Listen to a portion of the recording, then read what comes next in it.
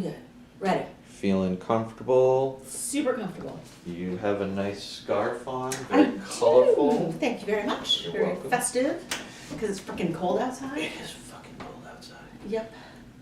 Welcome to Maine in December. Yeah. Okay, I'm ready. Ready? Ready? Okay. Hello, everyone. Welcome once again to Editing Academy. Darryl. I'm Laura. Laura, what is the year and what are the movies we're We have going to to talk about? Ah, fudge. Ask me again. I'm Darryl. I'm Laura. And Laura. Do the clap. Nice. Thank you. All right. Now I could do the thing. God, I'm off today. It's because I was distracted by a girl.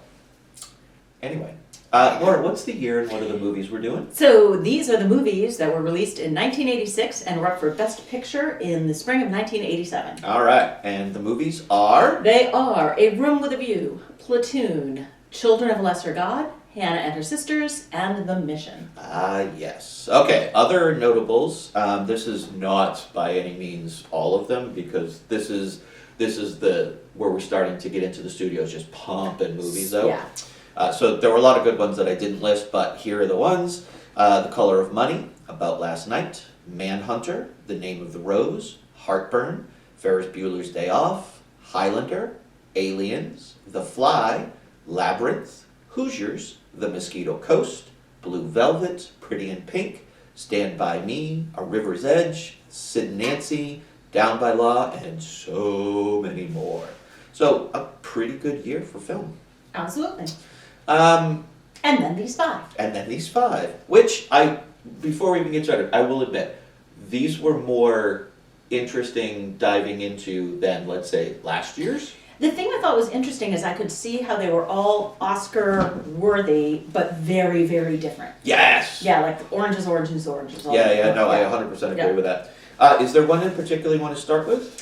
Not anything in particular. A Room with a View is the first one on my list, if Okay. you want to start there. But I can. I'm happy to start wherever you want. Nope, I just have to take time out from our listeners and viewers to find it. You're starting with A Room with a View. So, okay. I have very few notes on this one. This is Yep. going to be a out of Africa scenario for me. Okay. So, Room with a View, directed by James Ivory, produced by Ismail Merchant, written by Ruth Prower, and I'm totally going to butcher this last name, Jabvala, Jhbvala, adapted from Ian Forster's 1908 novel, A Room with a View. Stars Helena Bonham Carter, Julian Sands, Maggie Smith, Denham Elliott, Daniel Day-Lewis, Dame Judi Dench, although she was not yet a dame when this was Okay. done, and Simon Callow. It was nominated for a ton of stuff: Best Picture, Best Director, Best Supporting Actress, Best Supporting Actor, Best Adapted Screenplay, Best Art Direction, Best Cinematography, Best Costume Design, and it won for Screenplay, Art Direction, and Costume Design. Go with the facts. All right, so I don't, first of all, not on the AFI list, and I don't have a huge amount of fun facts about this movie, just the fact that this was probably one of the first Merchant Ivory films Yep. where you see the beginning of every British actor being in a movie. Yep. And so you've got your Helena Bonham Carter, and obviously Maggie Smith may not have been a dame, but she was always a dame. She was well on her way to a dame in this movie. You've got Daniel Day-Lewis, a lot of these movies have like the baby actors that will someday soon be our big, standouts. Helena looked so Such a baby. young. Such a baby, like Simon Callow. The one that played the brother too is Inspector Lestrade in the Sherlock series. Okay. Rupert something or other. I did not write his name down. Interesting that this was another. It was Ian Forster novel, which was also the same as Passage to India, which we talked about last time. So, and I had a very different outlook on this movie. So it was interesting. It was the same author. Yes. So touching on that very briefly, two radically different stories. Totally. I have not read either, but I'm just going by the adaptation because even the adaptation is still going to contain some parts of that initial story. I liked this one far better because it was a tighter narrative that was being told. It was not trying to be as grand of a scope, and also the movie was problematic. We went into that in detail. But, yes, so, all right, give me your things that you would like to talk about, please. All right, so I want to talk about just generally the theme of the movie, because it's just really a historical romance, pretty much of, the girl is supposed to be with one boy and she actually falls in love with another boy, and will they get their act together by the end of the movie? Right. So it's a pretty well-worn theme, but I thought the performances and the language kind of rose it above. It was one of the better historical romances that I've actually seen. I'm just gonna check something, keep talking. Okay. And then the other piece I do want to talk about is just a couple of the scenes and how funny or odd, or I wasn't sure what to make of it. So for instance, the scene of all of the boys skinny dipping in the lake. Yep. There was a lot of time spent on that, and I thought it was kind of funny and it was fine to have that scene. But what was the point of it? I was kind of curious about that. I just thought it was a little bit odd. So it was this movie you expected with some unexpected points in between. Yeah. Some worked, some didn't. I kind of take those moments of when a director or a group like Emergent Ivory is doing their first real movie. Sometimes they will take chances for things to see if they work, and then they'll go back and they'll learn by doing. Okay. That's kind of what I took, because there are a couple of those scenes that are longer than I think are necessary in the movie, and also don't really do anything for the movie. Yes, exactly. So I kind of take that as, it's their first film, they're figuring things out. Agreed. And the other piece I want to talk about is the fact that while this was not a comedy, boy was it funny. It reminds me of Sense and Sensibility. There were just some funny moments, most of them with Maggie Smith playing the martyr. Basically oh no, please let me sit on the ground. I'm sure I will not die of a cough afterwards. Oh, she's just hilarious and meant to be. I'm glad you found this funny. I did not. You didn't? I mean, Maggie Smith was awesome. Yep. Dame Judi Dench was awesome. Yep. I don't think any of the actors in this were not up to par that they should have been for the movie. This is a classic example of one of those romance, Does not work for you. period romance that I stopped, had to go back and rewatch because I just stopped paying attention. And that's 100% me. No, I liked the again, it comes down to me with the language and the humor. I thought Daniel Day-Lewis was the perfect fop, and just the British cast of Who's Who. It was the things I didn't like about it, complete no stakes movie. Yeah, 100% This woman's going to be fine. She's going to marry a guy for love, or she's going to marry a guy for money and position, and either way she will be fine. Yes. And nothing bad is going to happen to her or anybody. It took me a second, not very long, but it took me a moment to recognize Daniel Day-Lewis. Oh, okay. Once I did, it was totally fine, but it was honestly 5 seconds, that looks like Daniel Day-Lewis. Oh, that is Daniel Day-Lewis. Yeah. I had seen this before, totally forgot everything about the movie. Okay. All right. And we now know the actor that he becomes, but you can see it in this, even though his character is he's not despicable, he's just a fop. Yeah. He embraced that fully. He gave Totally. wonderful performance as being basically a nobody kind of character. Yep. Except the only time that he really kind of did anything, and it was towards the end where I just realized what he was trying to portray as his character, which is a product of the times, which was the antithesis of the person that she falls in love with, because he was basically you can have all of your personality quirks and all of that. Yeah. But that will, of course, change when we get married. You will be my subservient wife, and this is the life we will lead. Absolutely. And that was the expectation. Yes. And she didn't want that, and he was genuinely shocked by the fact that she didn't. Because that's the way it works. Yeah. That is just the way it Right. works. So how could you not want that, as that is the way society runs? Yep, and I was he did a brilliant job with Yeah. that. But that was the only real shock or surprise of anything that he ever did, was when she says, no, I can't marry you. And he's like, but no, wait, this is our path. This is what we're Right. supposed to, I don't know how to process this. And he did not. And just even with his mother too, about, well, now that she's with us and away from those, kind of petty, small, which, the differences in their station was probably minuscule, Yeah. but it was pumped up to be this big deal. When that's all you have, it Yes. is a big deal. It is a big deal. This is true. But I thought it was a fun watch and beautifully done, wonderful costumes. My first note that I made for this movie, which I was quite proud of, is simply, etiquette. Of such things drama is made. That is lovely. That is absolutely perfect. And you know what? You can use that on the next few movies that like, hit this criteria. Just say that and we'll know what we're saying and we'll just move on to the next movie. Yep. Because I totally agree with you. Oh, I did like, what did you think about the framing device, the chapter titles? My understanding is those were the chapter titles of the book. Oh, okay. And they were kind of like in between. I thought that was cute. It was cute. It didn't really enhance anything. Like the chapter title didn't, I mean, it fit with what was happening next, but it wasn't like a clear indicator. I didn't need it to understand what was going to happen next. It was just like a little road mark, like, hey, you're still on I-95, just to let you know. Yeah. Okay. Fair enough. Yeah, overall, this was fine. It did an amazing job at what it was attempting to do. Even trying to put myself back at when I watched it as a kid, probably this was a VHS rental. I was bored then, I was bored now. You have not changed. I have not changed. All right, sounds great. What is next? Nothing else on this one? Nope, that's what I have. Fun watch. I have Children of a Lesser God. Okay, go for it.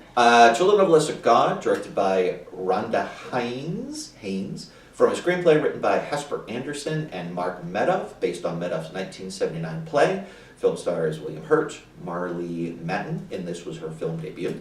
Piper Laurie and Philip Bosco, a couple other people, but they played super minor roles. Nominated for Best Picture, Best Actor, Best Actress, Best Supporting Actress, Best Screenplay based on material from another medium, and the only winner was Marlee, which deserved it, I thought. Totally deserved. Not on the AFI list. Okay. But so the one fun fact is Marlee Matlin. She was the youngest Best Actress winner, Yep. and I think she was 21. And no one has beaten her who has been younger. Oh, really? Yeah, because Jennifer Lawrence was 22. She was the one I thought it might be. The Okay. other fun fact, I tried to find out if it was a fun fact, and I couldn't. This was Governor Kittredge School for the Deaf in New England. Yep, is that a real place? I don't think it is a real place, but we have a Governor Baxter School for the Deaf in Maine. And so I tried a bunch of different places to see if it was based on one another, and I couldn't. Okay. But in my brain, it is. Sure, why not? So, yeah. It was filmed, or supposed to be, in the Northeast, so Yep. we'll It was take it. in Newfoundland. Not Newfoundland. In New Brunswick. Yeah. Yeah. Okay. I have seen all of these movies before, I have to. and I don't think I'd ever seen this movie again until this time. So I watched it the once, and then this is the rewatch. So I'd forgotten a lot of what it was. Same here. I was worried when the movie first started, because in the 90s there was that prevalence of like the white teacher comes into a place and does good, it changes everybody. Yeah. I was very worried that was going to be this movie. I'm very thankful it was not that movie. Okay. Even though it would have been one of the first of that kind because of the time, I was very glad that that wasn't that movie, because I'm done with that movie. Cool. There are a couple things that were done as artistic choices which didn't really pan out for me. The reoccurring water theme where you see like her, you just see someone swimming, then you recognize, and then it, 20 minutes later, then you recognize that it's her swimming, they keep coming back to it. That didn't pay off with anything. I mean, there was a scene with her in the swimming pool, but that theme, once she was in the swimming pool, went away. I don't know why it was even in there in the first place, if it was only like the first 40 minutes of the film. I think that's because that's where her silence is. That's where silence is for everybody, and so it puts them on the even keel, and then afterwards, kind of, are they on an even keel or not? Because he tries to take things away from her. Right. Okay, I guess in that, if once they're actually having their conversations, then, but it just seemed like it was a build-up with no payoff. Fair. Yeah. So that was just an odd choice for me. I mean, if you're going to do those kind of things, be consistent, or at least telegraph it a little bit more to understand why this is there, so that when you don't show it, you understand that this was the scene that makes it irrelevant or something. It was just an odd choice for me. Speaking of the pool scene, that was one of my favorite scenes, at least the beginning part of it, when he's sitting there confessing his love and she literally pushes away from him. Yes. That was awesome. That was one well of the done. Highlights of the entire film for me. It's just that moment, because it's both mental, of course, but also physical. Yes. Yeah. I liked that a lot. I agree with that. Yep. Something that I know this movie has been criticized for in retrospect, but I thought for this film worked very well, at least for me, is William Hurt is doing the heavy lifting. He is speaking both lines. She's acting, she's signing, but he is speaking what she's signing so the audience can understand what it is that she's saying rather than just have subtitles. I was 100% fine with that, and I thought that worked. I know that the movie has been criticized, why didn't you do subtitles for this so that he didn't have to do it. But I think, particularly for this time period, the audience did need that in, and if it had been subtitled, I don't think it would have been, one, as popular, or two, as much as effective for that time. Nowadays, I think you could easily do it with subtitles. People would be accustomed to that. That would be fine. But his speaking the lines as she's signing them, I think was really good for the time. I don't know if you agree with that. So I didn't love the conceit of that, but I will say I thought it worked well for the character because he was speaking her lines as well as his own, in that he was being her voice as well as his own. Yep. So I saw it more of a caricature choice that he didn't need to speak those things. They could have found another way around it about the movie, but he spoke for her.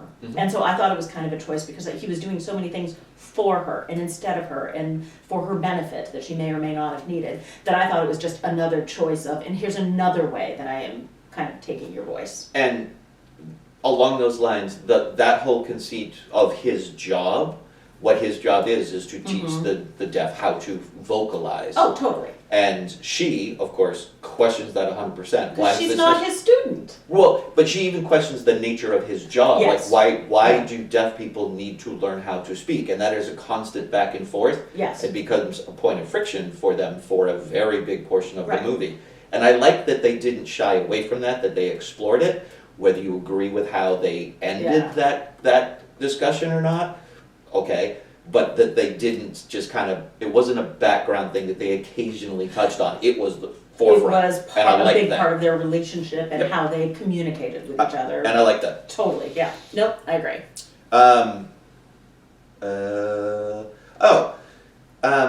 One of the big questions I had about this is he falls in love with her very quickly. Immediately. And it is not clear to me from the movie the why of that. Was it just because she was challenging him and he rose to the challenge and fell in love with the challenge, not necessarily her? That part wasn't fully flushed out for me, the why of his love. Right. Like, he fell in love quick, that's fine, but then kind of explain over time the why, and I never really got a full why from him. So taking a step back, I never bought into this romance at all. And so I'm curious about whether, because I remember originally seeing it and not loving it, but I couldn't remember why, and I don't remember the whole movie. And then I'm wondering if the reason is, how would this have played as it did in the mid-'80s versus how it played now? Because the way it plays now is, I just found him to be such an objectionable character because I did see their romance, so to speak, as him trying to save her, him trying to fix her. And here is somebody who's challenging and I am up to the challenge. I didn't think that he could have fallen in love that quickly. And did he just see her as a challenge? I could fully buy into that, and I know that is one of the criticisms of the movie that people have in retrospect, is that it does not feel like genuine love. It feels like he is the white savior coming in to help fix your life. And while her life may have not been all that perfect, she was content and happy and doing things that she was at least comfortable in her own skin doing. And could he benefit her life, and did he benefit her life? I think so. I really do think so. I think exposing her to other things, absolutely. I think forcing her to move in with him, forcing her to quit her job. Like, basically, you are now with me. So I listed him as a predatory asshole myself. That's how I saw him. Okay. But I'm with you, but I didn't go that far. Oh, okay. Yes. That's how I saw it. But part of that was because he did try to change his life and impose his life on her. And the biggest thing, I was willing to go along with it, again, with I'm watching this in 2024. This is not the 80s. There's lots of problematic romances in the 80s that I should be looking at them in that lens, not today. But the one thing that bothered me that I think would have been bothersome anywhere is the deaf party that they were at, where everybody else was deaf. Or most of the people were, and he was not, and he made them leave. because he was not comfortable in that environment and that was not his environment, and she was having a good time, and she said she didn't want to go. Right. That they had to go because he wanted to go. So it was every choice that was made was his choice for her. Yes. And she had to go along with it. I think he opened her world. I think her world is better for having met him, but I hope they do not end up together. Yeah, I could see that. He is one, rather domineering, and two, very presumptuous. Yes. The whole scene where he just assumes that without even asking her that, well, you're going to move in now, it's time. Doesn't have the conversation, he just like, you're doing this, and starts packing her stuff. Yeah. That is a person who is not seeing outside of themselves at all. Exactly. And that was his character throughout. I 100% agree with you. I will give him moments where he did try. The scene where he goes, he's like, I just need 20 minutes to go listen to Beethoven, Bach, whatever it was. And he goes and lays down, and he realizes because of his love for her, it's not the same anymore, and he comes back, and it's a very sappy line, but I can see him meaning it, where he says, I can't enjoy this anymore because you can't. Yes. I think he believed that. Yeah. And then she goes and tries to give that back to him by being with the speakers, putting her hands on the speakers, having him show what it means, that joy. Right. And he tries and fails. And that was a sweet moment. Yes, I will give you that one. Yeah. But that goes back also to his nature, because he tries, but he becomes uncomfortable. He goes for it, becomes incredibly uncomfortable, can't do it, and then just stops, rather than recognize this is something she's trying to give to him and keep going and struggle through. He's like, uncomfortable, I'm done. That's it. The moment he became uncomfortable, he was done. And little did he know or understand or empathize with that she is uncomfortable a lot. Yes. And he just didn't seem to care about that at all. Can we get to Marlee Matlin though, because She's she awesome. was amazing. Yeah. I mean, I just basically like she had one moment where she spoke. Everything else she did without a voice. And I knew exactly what she was thinking. Like in a line reading, first of all, she is speaking. She's just speaking with her hands. So I should clarify, she didn't speak with her voice. But in one line there was like anger and confusion and shame and love, and like you can see it all across her face. You can see it in the way she's gesturing. Yep. And it's just spectacular. I've always had a slight crush on her. Oh, valid. Yeah. And it started with this movie, and I always tried to pay attention. Unfortunately, she did not do a lot of movie roles after this, which I always thought was kind of shocking. I understand it was the 80s, there were not a lot of roles for deaf people.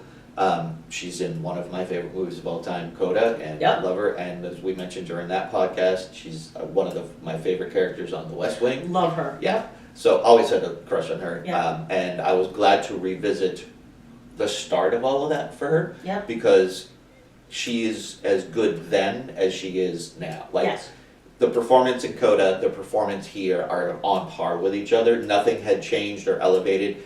This performance, she didn't feel like a new actor, like trying to figure things out. She felt established already, like she knew exactly what she was doing, carried it with full weight. Yeah, 100%. She was just like fully accessible. You knew exactly what she was thinking and feeling at all times. I loved that. Another piece I loved was the teenagers at the school. They were teenagers. They were just, they had their Madonna wear on, and they were dancing to their feelings of the music. They were flirting, they were crushing, they were pressing boundaries as far as language, and calling him names and getting a giggle out of it when they got a rise out of him. And they like fashion and flirting and just being teenagers, and I loved that. They were fully normal teenagers who just could not hear. I can understand why this movie was nominated, because there are so many well done moments in the film. Agreed. It is harder now in this, looking back and recognizing kind of what a dick character he was, to actually fully enjoy the movie. Yes. But there are so many beautiful moments in the movie. One of my favorites, and I'll just attribute this to the writing, is when they have the conversation where they're kind of breaking up, and she basically expresses to him that he can't live in her silence. I liked that exchange back and forth. He gets angry and starts to combat that because of his feelings. Yeah. But I liked that exchange and the choice of the words that they were using in Yeah. that conversation. That was just a testament to good writing. Yep, exactly. And I also, even though it was almost a little bit of a throwaway, that her relationship with her mother and her mother's role, Piper Laurie I love anyway. Yeah. And I thought just in this role, she was honest. Yes. She was, yes, it was hard having a deaf child, and your father hated you. And it was hard, and I didn't know what to do, and I tried to do my best, and I probably could have done better. And now that you're here, she was doing some signing, so clearly she had tried to educate herself to some way. She was a flawed mother and a flawed person who loved her child. Yes, and she even tried. I mean, Marley's character is not perfect either. No. She shuts off very quickly. Yep. The scene when her mom comes in and she's like going through the closets, whatever, she's like spring cleaning, and then starts to ask her about her day, and Marley's just like completely shut down. Yeah, yeah. And mom is the one that has to go to her and bring things out of her to get her to talk, because Marley's just like, I'm not talking about this. This is uncomfortable. I don't want to do it. Exactly. So yeah, 100%. Yeah, and I do credit William Hurt's character with, she would not have left. She would not have gone to her mother. She would not have had that job as a manicurist that she wanted, Right. without him to have pushed her. But I think he was pushing her, the way it came across to me was he was pushing her for his benefit, not for her benefit. Yeah, and I do think that he did think he was doing things for her. I believe he thought he was. I agree with that. I don't think he was I don't think his character was as aware of his own issues, but the audience is very clearly aware. Absolutely, absolutely. I think he thought there was a way to live, and that he wanted to bring her into this world, and it's not a world she could live in. So, I'm glad I saw it again. There's moments that I loved. The performances were fantastic. And William Hurt was up for Best Actor. He gave a wonderful performance. I just hated his character. Yep. And that's a sign of a good performance when It you is. actually feel something towards a character, whether it's positive or negative. I just don't know if I was supposed to hate him as much as I you know what I don't think I was. In the 80s, no, you were not. Exactly. You were supposed to think of him as a very good dude. Exactly. Retrospect, now we realize, well, you were trying, but you weren't really a good dude. Exactly. So I would say he's not a good dude. All right. Do we I really enjoyed this. Anyway, moving on. Go ahead. I'm sorry. I have Hannah and her sisters. I was going to say, should we stay in the romance column and go to Hannah and her sisters? All right. Let's do it. Hannah and her sisters, written directed by my favorite person, Woody Allen. Stars Allen, Mia Farrow, Michael Caine, Barbara Hershey, Diane West, Carrie Fisher, Lloyd Nolan, Maureen O'Sullivan, Max von Sydow, Daniel Stern, John Turturro, Louis Black, and Julie Kavner. Nominated for Best Picture, Best Director, Best Original Screenplay, Best Supporting Actor and Actress, Best Art Direction, Best Film Editing. It won for Director, Screenplay. Michael Caine won for Supporting. Diane West. Is it West? Weist. Okay. Mm-hmm. I've been saying West for years, so sorry. And she won for Best Supporting. Go with the facts. Okay, so it is not an AFI list movie. And before I go into the facts, I'm just going to say, I think what we said before Annie Hall, Woody Allen. Yeah. We're aware, we know all things Woody Allen, we're looking at the movie as it existed in the time. However, my fun fact is, this was a family affair, because Mia Farrow's mother was her mother. Oh, In okay. real life, Maureen O'Sullivan, who's an old, movie star, and so obviously all of the pictures that they saw in the family piano Were real photos? were real photos of her and the father, who was, Lloyd Nolan was a former, major actor in the probably 30s and 40s. Oh. And an uncredited Thanksgiving guest was Mia's daughter, Sumi Previn, who was one of the children at Thanksgiving, and it was all shot in Mia Farrow's apartment. Oh. Okay. So this conversation about, the movie plot about basically loving a member of your wife's family and having an affair, I'm just thinking that there might have been some real life Some crossover. undertones there? Exactly, so that is my fun/fact. All right. Okay. I will state once again that I am not a Woody Allen fan, never have been a Woody Allen fan. Having said this, I think this is one of his better writing that he has done in movies. I am not a fan of this movie. That's basically because it's the same movie, just told from a different angle with a couple extra elements, and that's to me what Woody Allen does. He just tells the same story. Yeah. So it's just the same story again, and yay, I didn't like it the first time, so let's go. The opening voiceover I thought was fine. It did set things in motion, so I was fine with that. I will give Woody some credit in his writing. He is able to define characters pretty well, and they do feel distinct from each other, even though they all have a very similar feel. They are distinct from each other, and you can recognize that. It's not the same people speaking the same lines, so I will give him that. I'm trying to. You're doing a good job. Okay. This movie is very busy. It's almost like a Steven Spielberg kind of thing, where there's constant action happening. And that was obviously a conscious choice. And now I'm done with the good stuff, and I'm gonna say, well, though there was one more thing that I'll say that it was good. I like that Woody Allen was basically a background character in this one. That worked for me. All right, so before you go to the bad stuff, you want me to hit my good stuff, and then we can go to the bad stuff together. You do you. Okay. Do you. So I do like a Woody Allen movie more than you do, but my favorite Woody Allen movies are movies without Woody Allen in them. Yeah, like Purple Rosacaro. Exactly, or actually Radio Days is my very favorite.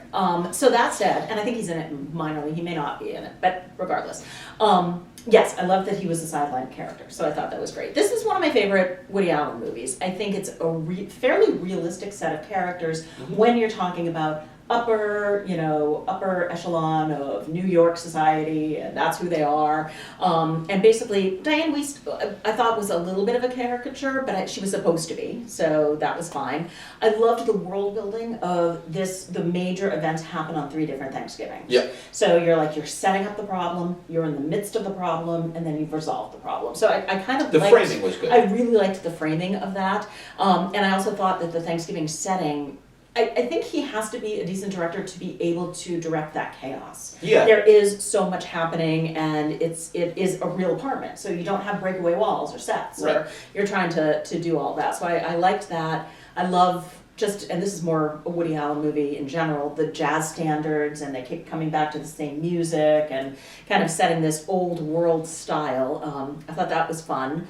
And yeah, so I liked the characters. There's definitely some pieces that weren't that were problematic. When it comes to the writing, dry throwaway lines are my favorite. That is just my favorite. So like when he thinks he's dying of something, and they ask him, "Do you have a hearing problem in just one ear?" And he goes, "Yeah, just one." He goes, "Not both." The doctor's like, "Not both." And he goes, "Would that be healthier if I have it in both?" Just funny, and the delivery was great.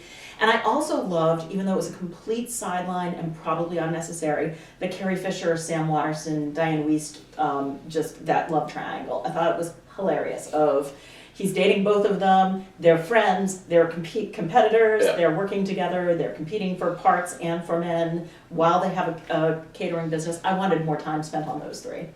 So, there were a lot of, like, some of the sidelines were fine, but also kind of unnecessary to the overall story that was being told. Like that line. Yeah. Didn't need to be there. I think it brought something a little bit more fun to the film. Yeah. But for the plot of what was being told, the actual central story was unnecessary. Right. But I do think that those side tangents he went down did give the film a little bit more fun and something to latch onto a little bit more, because honestly the central story was boring.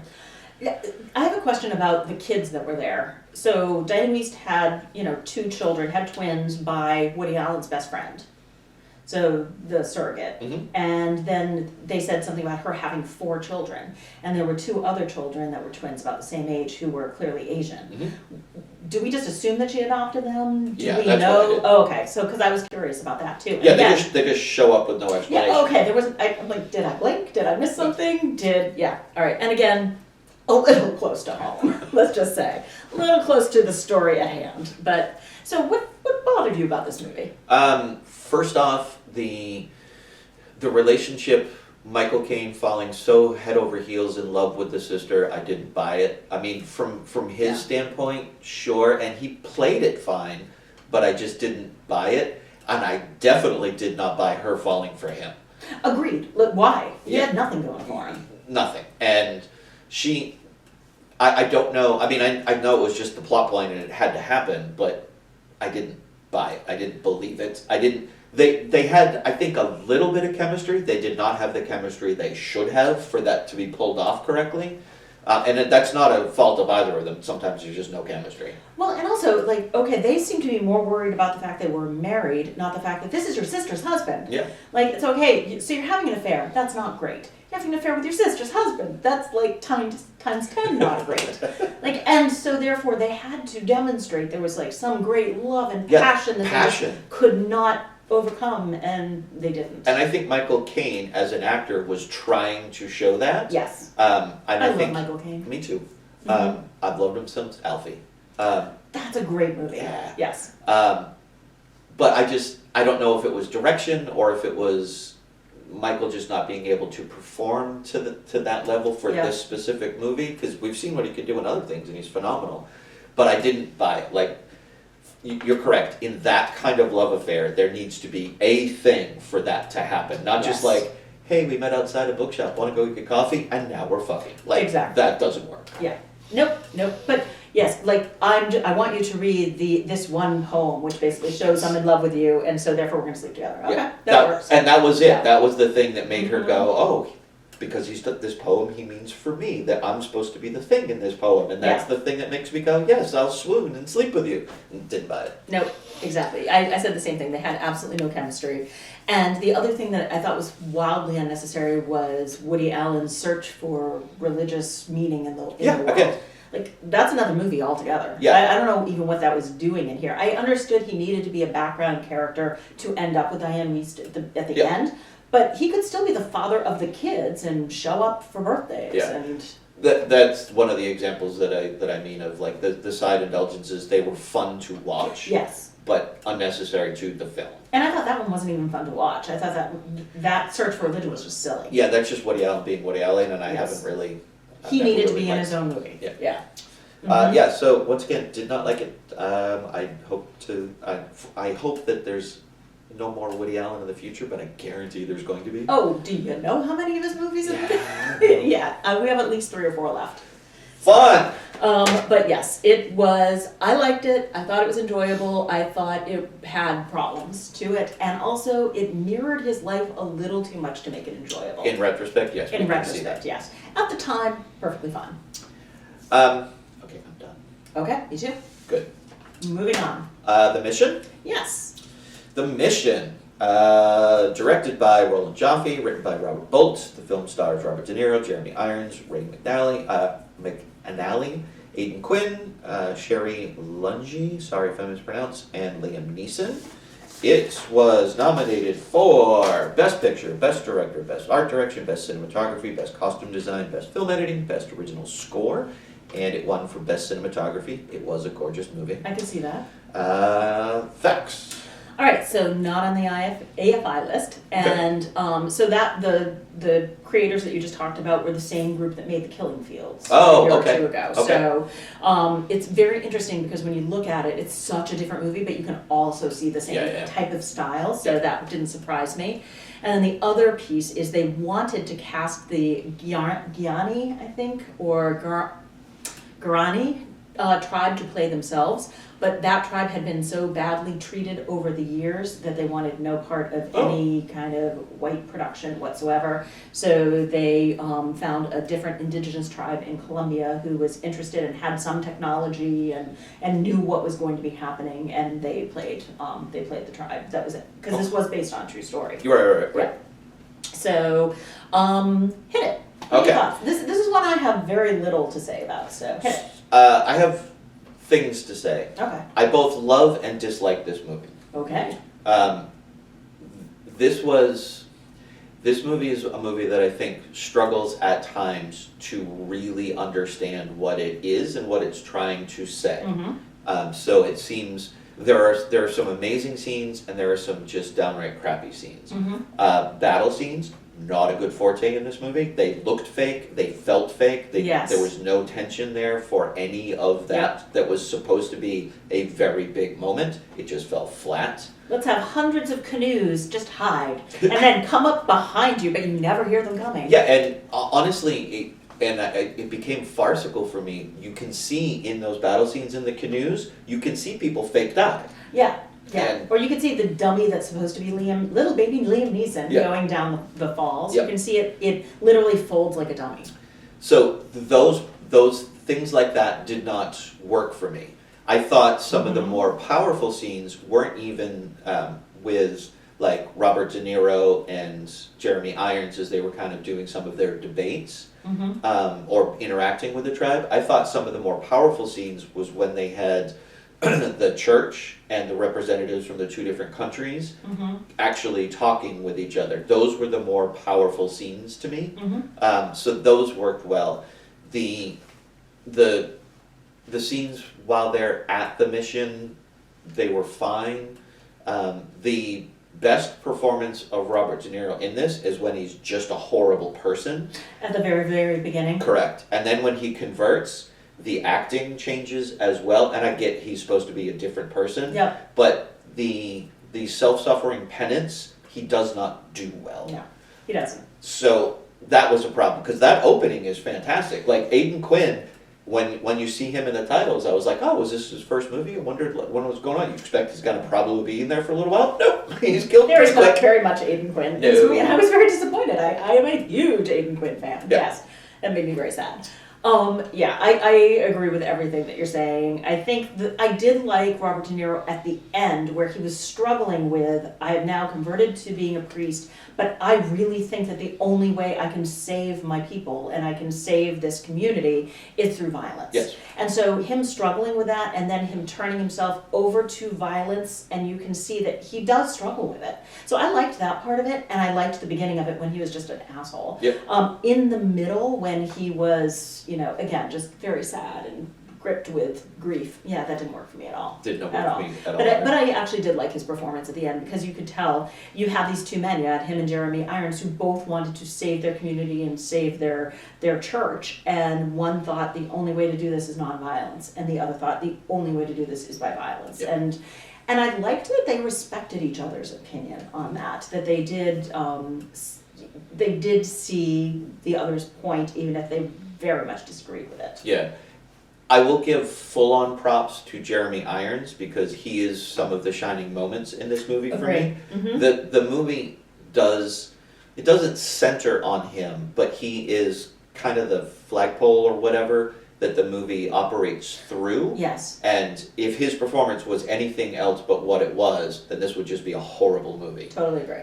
But the way he's able to portray, he's almost like winking a lot of the times when he's speaking. Like it's not that he's playful or mischievous, but he's also aware. He's very religious, he's very devout, but he's also very aware of human nature and what people can and can't do, and what they should and shouldn't do. So sometimes when he's speaking, like particularly when he's speaking to Liam Neeson's character, it's almost like he's doing a little bit of a wink to him. So you mean like when Liam Neeson comes to him and says, this guy has suffered enough. Yeah. And Jeremy Irons is like, oh, I know. I agree with you. I totally agree with you. But he doesn't know. Right. And so, yeah, I can see that in that particular scene. So everything, like everybody keeps bouncing everything off Jeremy Irons. She's the center that everything kind of filters through. Even the conversations with the very higher ups, the higher ups in the church and the higher ups in the state, they're always talking to him, and things get filtered through him to get the reactions necessary to move the plot along. And he was a great anchor for this film. That said, there was so little dialogue in this movie. There really was. There were very few speaking scenes. Most everything was following them through the forest and then following them through the battle scenes, and very little actual conversation. One of my problems with this, and I think it's just because of the time period, I think it would have been done fuller and more developed if the movie were to be made now, is the actual indigenous people. They are a major factor in this movie. Like, they're the reason all of this is happening, but they play such a background role. Yeah. Like, you don't really get to understand, there's no, like, except for the one kind of military leader guy, you don't really get the sense of any of the individuals from the indigenous people. They're just background. And I think that would have been a better film if we'd kind of known a little bit more about them, rather than just have it be, well, we're Christian and our job is to go and convert all of these people. That's what this is all about. Like, give it some depth and some breadth, because they pretty much fully accept it, and they're happy to do the labor of things, like when they're building their own plantation. But we never and it's not I need their perspective, I just wanted them to be a little bit fuller. Well, and that would have really helped at the beginning, because I struggled a little bit with, there is a priest that they kill and send over the falls, and then all of a sudden, the power of the oboe. And, like, Jeremy Irons shows up, plays a little music, and suddenly they are all converted to Christianity. Yeah, it was a little quick, for sure. He played an oboe, and they're like, that's pretty cool music, let's hear more of that. And if that's what Christianity is, I'm on board. And you want to know why, because it should not have been that easy, and that turning point should not have happened so quickly. Yeah, there should have been a couple confrontations, maybe Yes. give a moment or two where somebody does something, I don't know. Yeah, I 100% agree with you. The transition was not great for me. No. Mm-hmm. And I think also the conversations and the theme of the industrialization of what they were trying to do, the conversions, the subservience of these people, not accepting them as just what they are, but the need to change them, that I think should have been fuller explored as well. I mean, we get some conversations because we have the slaver who just doesn't care. He's like, they're absolute beasts, they deserve to be slaved. His perspective, 100% understand. Obviously don't agree with it. Yeah, but it's horrific, but you understand clear. who he is. Yes. All the other conversations where they're trying to talk about these people, it's dismissive and not full. Yeah. And so I think those conversations, like his was clear and that was good. The others should have been a little bit more clear as well, so you can understand positioning, I guess is what I'm trying to say. Well, and to go back to the conversation or the point that you made under Children of a Lesser God, you never want to be rooting for the white savior role. And this is kind of what we are doing in this movie, and it's unfortunate, again, colonialism bad, but I think that's why.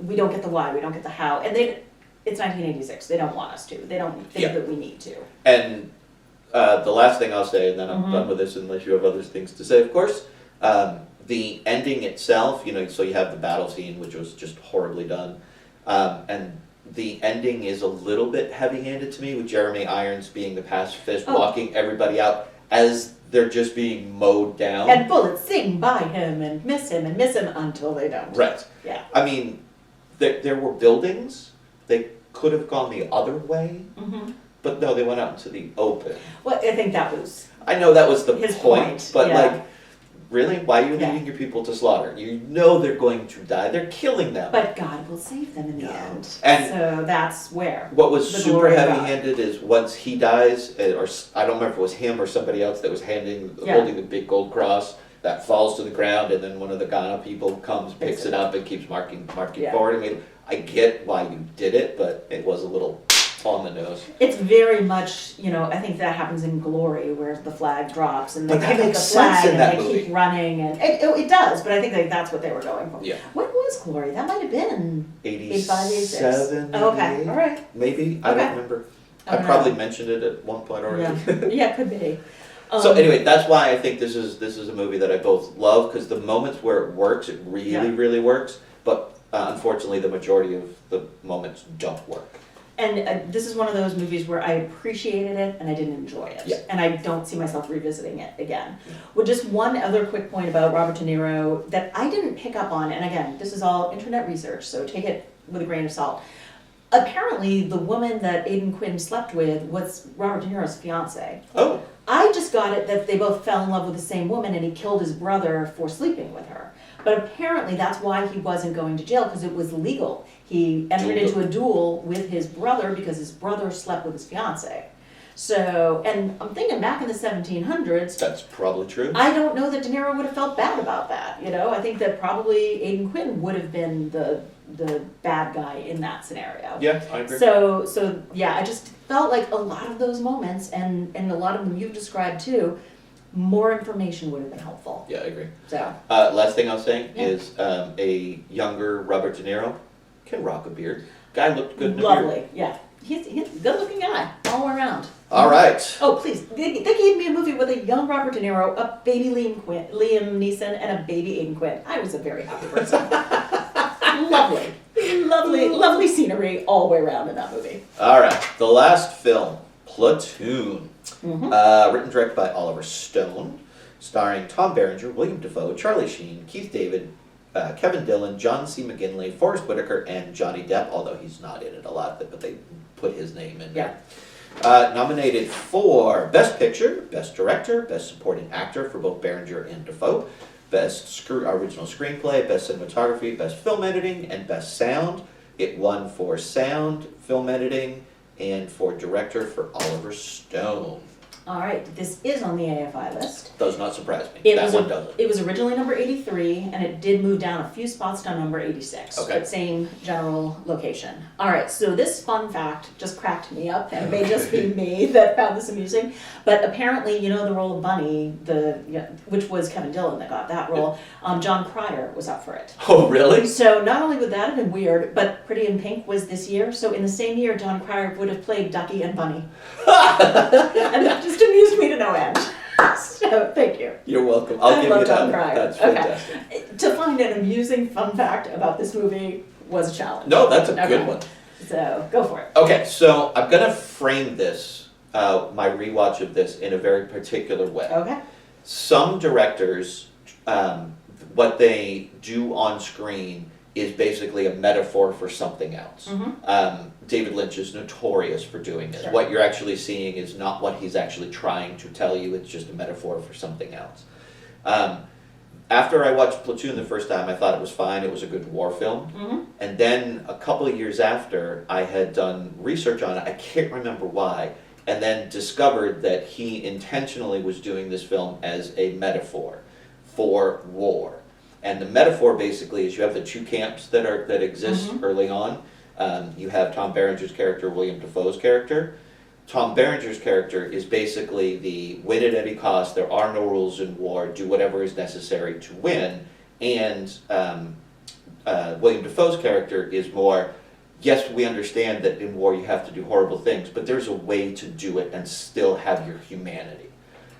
Okay. Viewed in that lens, this movie, to me, elevates beyond just a good war movie. So that's really interesting. And you are much more of the Oliver Stone historian than I am, because I heard different story. When I was kind of doing a little bit of research, just very surface level, was more that this was his basically his memories from being in Vietnam. Okay. That he did not kind of have that be a big metaphor, but it was really more about this is what I saw, what I lived, the example of the children and the girl being abused. He's like, I was the guy who stepped in and stopped that. And so that a lot of these events actually happened to him, and he just put it together in one movie, and he was Charlie Sheen. And that very well could be the Could case. be a combination, too. Yeah. Again, this was years ago, but every time that I've watched this movie since, and this is I think the third or fourth time that I've watched it, I have that in the back of my head, which does elevate the experience of this movie for me, because it's not that it's a bad movie, I just don't put it on the list of really, really great movies. Okay. But with that lens, this becomes a much better movie for me to actually go through and watch when I view it in that particular way, because I can see how scenes play out and the why of a scene and why something's happening when that's in my head.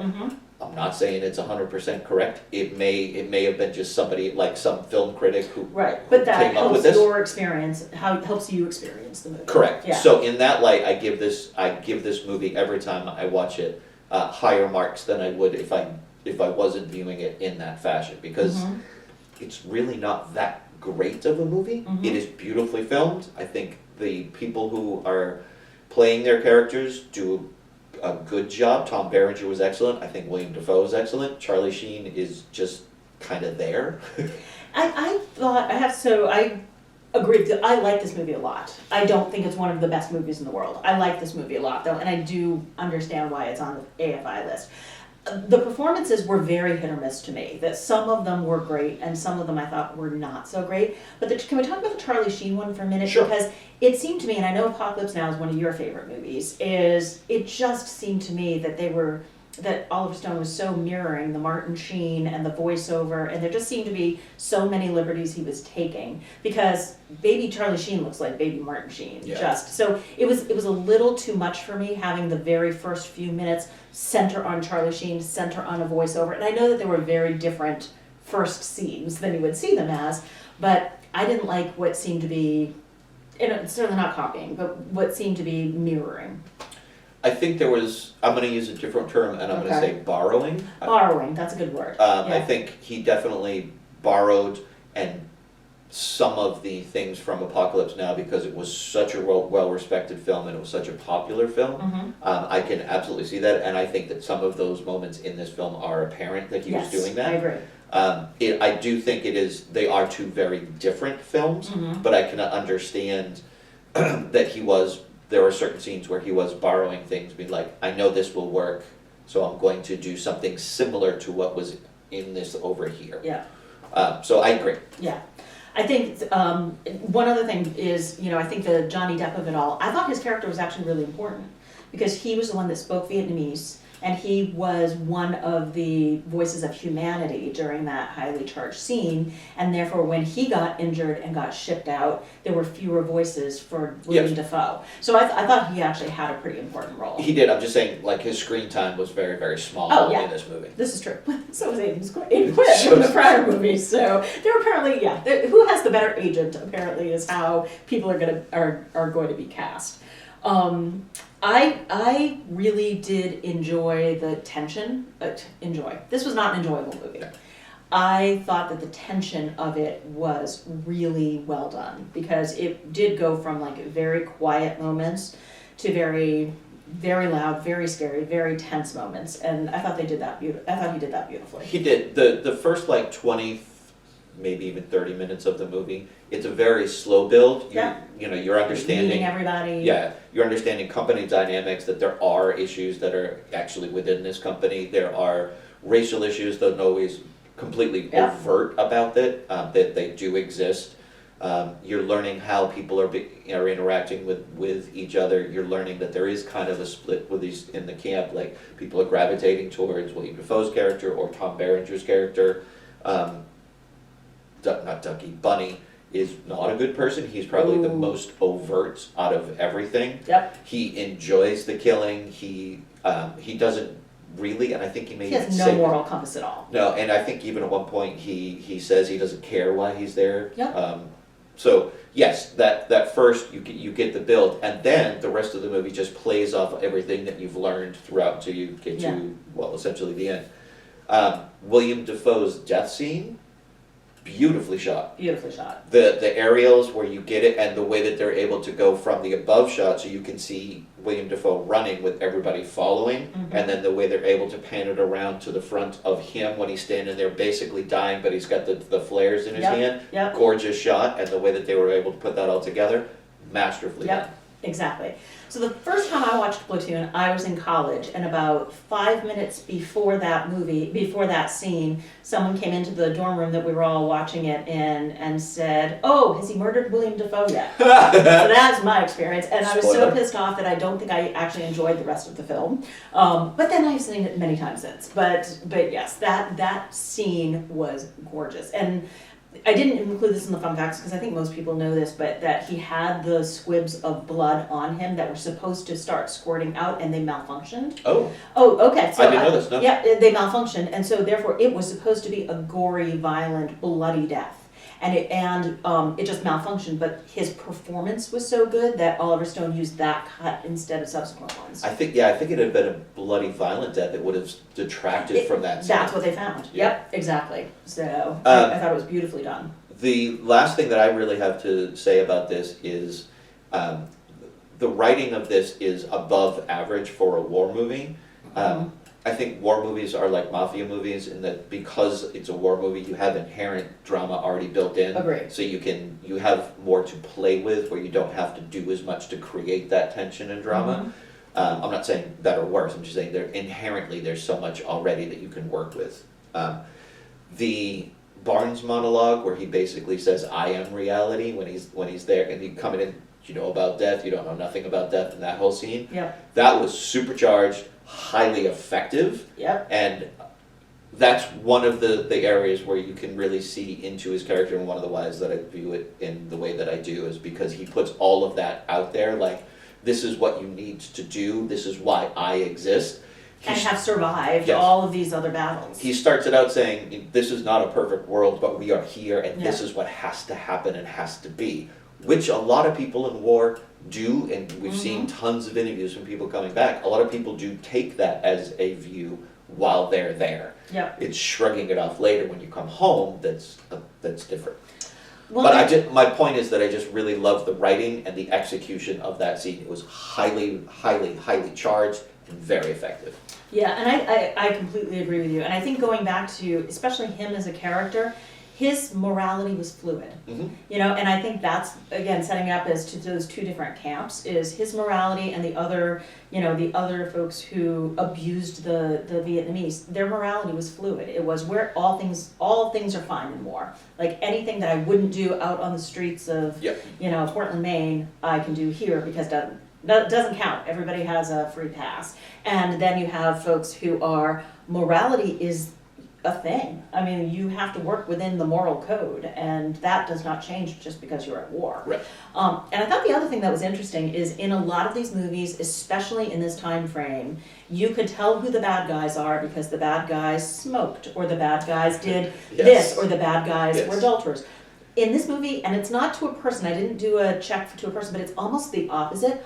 All of the men that are in the tent getting high and you know, doing drugs, they're the good guys for the most part. And so I thought that was a really interesting juxtaposition. Yeah, I see that. Yeah, that okay. we're not used to. You know, it's Johnny Depp and it's Charlie Sheen, it's William Dafoe. All the guys that are getting high are the good guys. Yep. So, and you don't normally see that, and I thought that was great. One of the things I did not like, and I like this actor and I feel really bad, is O'Neill, John McGinley.